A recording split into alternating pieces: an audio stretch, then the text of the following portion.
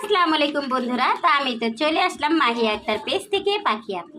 তো পাখি আপু আজকে আপনাদেরকে রান্না করে দেখাবে। রান্না বসিয়ে দিয়েছে। সেটা হচ্ছে কি আজকে পাখি আপু রান্না করছে মহিষের মাংস।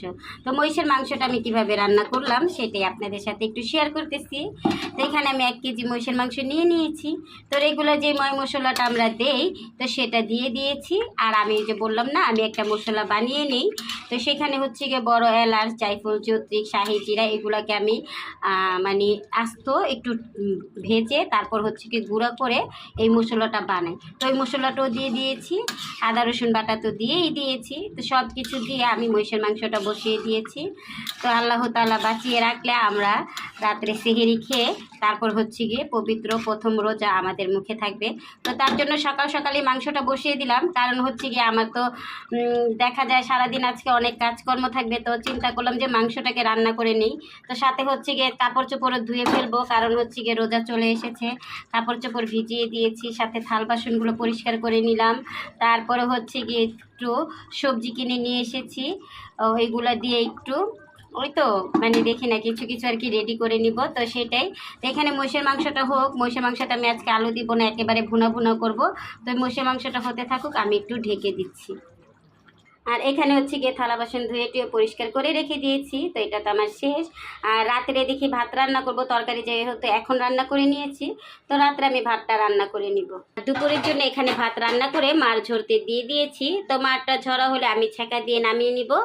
আর সেহেরির জন্য ভাত আমি রাত্রে রান্না করব, তারাবি পরে তারপর হচ্ছে গিয়ে ভাত রান্না করে নিই। তো এখানে আমার মহিষের মাংসটা হতে থাকুক। তো আজকের জন্য যা রান্না করলাম দুপুরে খাওয়ার জন্য, কালকে তো আয়ের মাছ ভুনা করেছিলাম, আয়ের মাছ আছে। তারপরে হচ্ছে গিয়ে এখানে আসতে হলো গিয়ে ফুলকপি আজকে ভাজি করলাম, যা যা তা দেখাচ্ছি আপনাদের সাথে।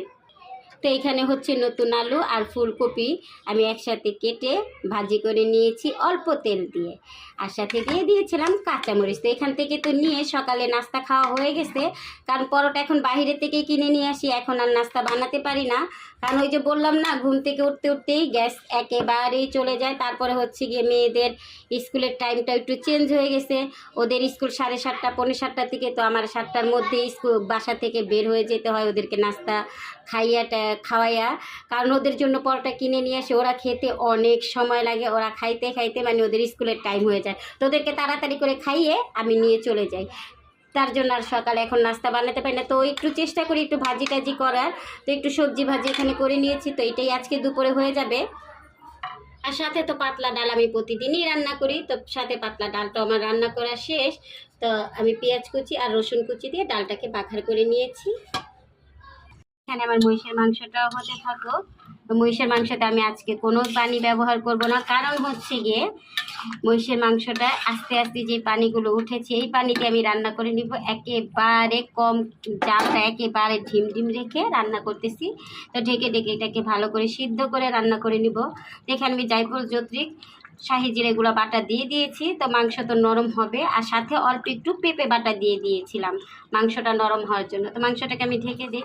তো বন্ধুরা আপনাদের যদি আমার ব্লগগুলো একটু ভালো লেগে থাকে আর আপনাদের মনে যদি একটু জায়গা করে থাকে, তাহলে একটা শেয়ার করে ছোট বোনের পাশে থাকবেন। ছোট বোন আপনাদের পাশে আছে ইনশাআল্লাহ।